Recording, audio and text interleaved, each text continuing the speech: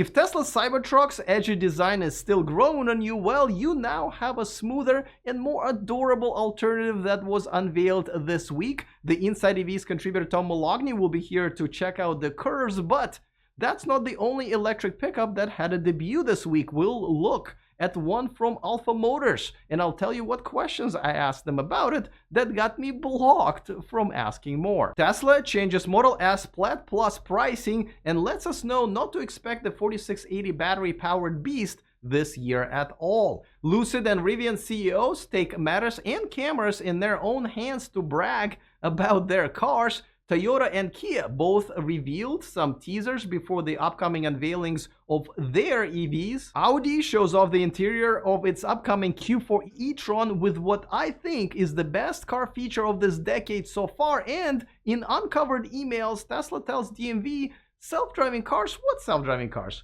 There are no self-driving cars here. All of this is coming up next.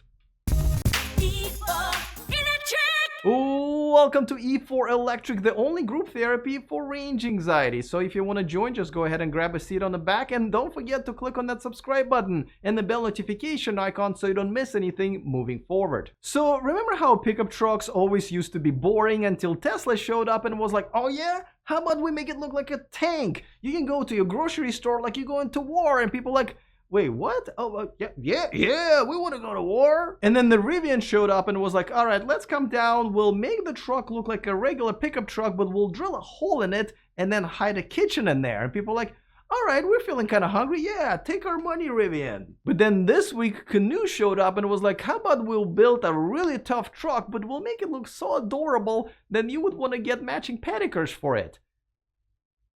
Well, I do have to admit that my toes can use some love. But don't let the cuteness fool you. This truck is built for some tough jobs and has some really awesome features. For example, the brake light turns into the light that can illuminate the entire bed. There is a camper shell. There are dividers for various sized items. The bed extender made out of the tailgate, like the Transformer toy. Then there is what I am assuming a baby changing station, which I guess you can also use as a workbench on the side and in front of the truck. Lots and lots of storage space, more space on top, and more outlets than the shopping mall down the street from me. It is kind of awesome. But put away your wallets for just a second, because it is not due until 2023 and the range is not so adorable. The long range model will only have a little over 200 miles, and that's without any load. Canoo is a publicly traded company. It has unveiled an electric van last year on the same platform. It also has an agreement with Kia and Hyundai to supply them with electric car technology. For more, we turn to the InsideEVs contributor and our own expert in all things adorable, Tom Moloughney. But before that, a quick reminder that this video and this channel is sponsored by NeoCharge. Guess what? The 220 outlet that powers your dryer can now be split to also power your electric vehicle with the help of the smart splitter from NeoCharge, which will automatically switch back to your dryer while you're doing laundry. Get your discount and the link down below in the description of this video. All right, Tom, so this story is very interesting because you can spin it either way. On one hand, we got a pretty decent pickup truck coming on to the market from a publicly traded company. On the other hand, it's a few years away. It's got a 200-mile range, which is probably not going to be enough by then, especially for a pickup truck. Which way are you looking at it? I'm going that this thing looks freaking cool, so I love it. That's the way I'm going. It looks like it should be driving on the moon somewhere, Alex, and I always wanted to go to the moon, so I'll put up with the other stuff, and they'll sort that stuff out. I have a feeling by the time this does make it to market, if it ever does, let's get that clear, I think it'll have an option to have more than 200 miles of range, I just think it looks really cool. I love how they're pushing the envelope. So you agree with me, right? 200 miles is not going to do by 2023, maybe even 24.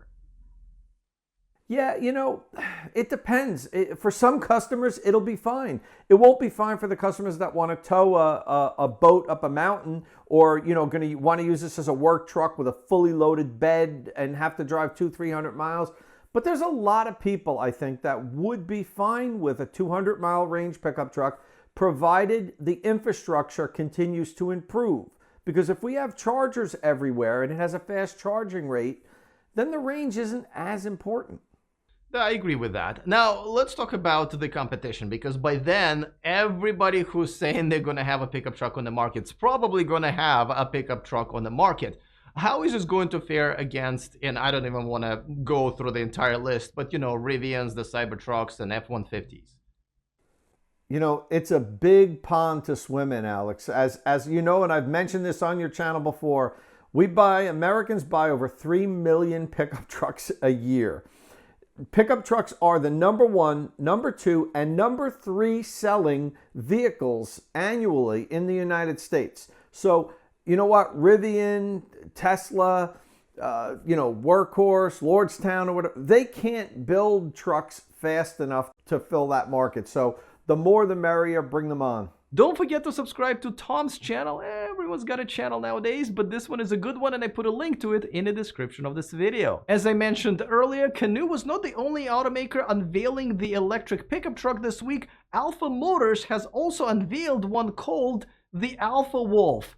The most manly truck name I've ever heard. I think I grew some extra chest hair just by saying it. Now, I have never heard of Alpha Motors, even though they claim to already have unveiled 2 other models, the Alpha Jax and the Alpha Ace, which I absolutely love. A very unique looking car. The Alpha Wolf comes in 2 variants. One is the 75 kilowatt hour battery with 250 miles of range, or the second one, the 85 kilowatt hour battery with 275 miles of range. 0 to 60 in 6.2 seconds. It is a 2-seater. It starts at $36,000 and it is planned for 2023. So I emailed them asking how come they don't have any executives listed on their website and what happened to their first 2 electric cars that they have unveiled, if there are any production plans and so forth. And their reply was kind of weird. They told me that my interview request, which I never asked for, was denied. So I was like, hey guys, that's not helping your case, and can you answer my questions? And in response, they've blocked me.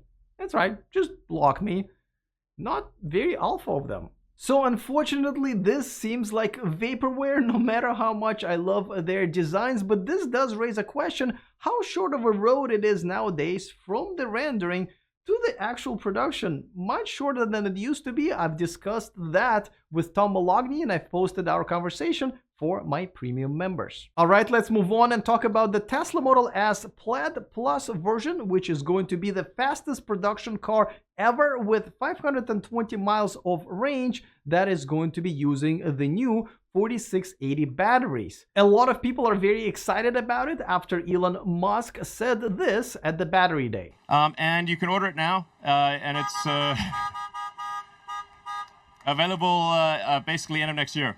Funny story, this is not going to happen that way. As a matter of fact, the production is being pushed to mid-2022, and since you're going to be waiting a while and probably saving some money, the price is going to go up by $10,000. Whether this is the 4680 battery production delay or the regular Model S Plaid is not selling as well as Tesla has predicted, either way, if you want to get one of the 4680 batteries in your garage anytime soon, well, you're going to have to order them just like everybody else on Etsy. This week, there were 2 CEOs that found the record button on their cameras and decided to show off their cars to the rest of us, and we will start with the Lucid CEO, Peter Rawlinson. He took out one of the release candidates with no camo for the first time on the public roads. The release candidate means that this is the last step before the manufacturing begins, though the deliveries have been delayed by half a year. Judging by the fact that he's got more cameras on the inside of that car that I own altogether, he is starting his own YouTube channel. Now, this is not the first time Peter got behind the wheel and behind the camera testing one of the cars. If you remember,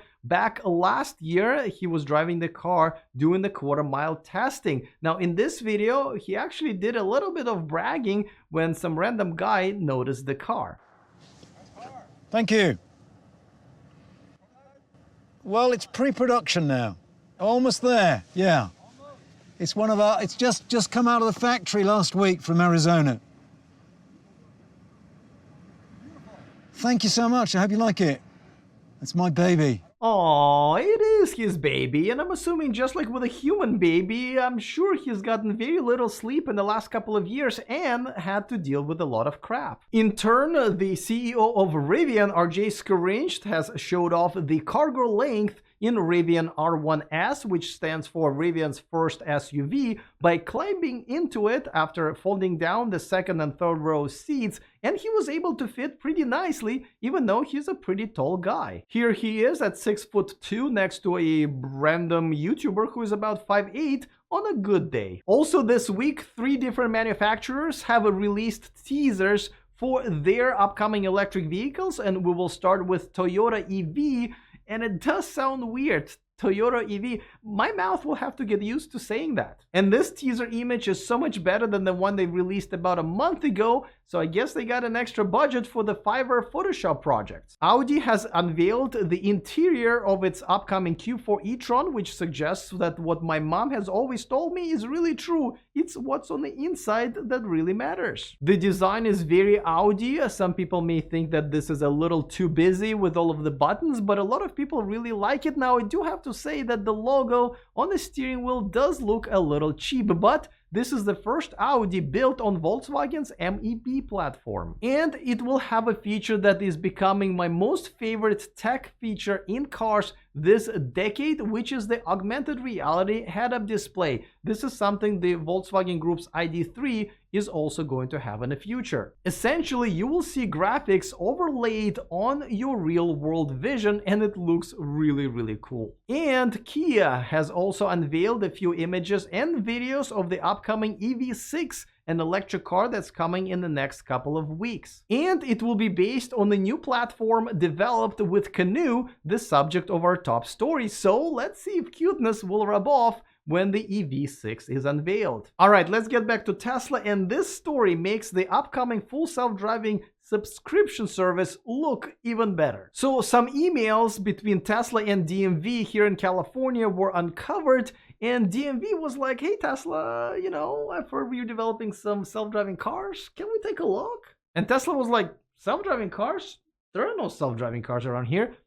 Did Xpeng Motors put you up to this, guys? But in all seriousness, Tesla did say that in the near future, they do not expect the functionality to change, and that a final release of the city streets will continue to be at the level 2. Now, it's obvious that Tesla has been trying to avoid DMV testing their cars on private roads instead of public roads and testing them in other states with less regulations. But either way, Tesla is either trying to hide stuff from DMV to avoid the oversight, or from the consumers who have bought or will buy the full self-driving package for $10,000. Thus, I think the full self-driving subscription option is making even more sense. So now you can treat your self-driving tech like most guys treat their Tinder dates, without making any long-term commitment that's going to cost a lot of money. If you're wondering what to watch next, if you are a member, check out my conversation with Tom about the Alpha Wolf upcoming pickup truck, or if you are not, check out my latest exclusive review of the Xpeng Motors P7. All right, looking forward to all of your comments. Other than that, see you guys next time, and remember to stay charged.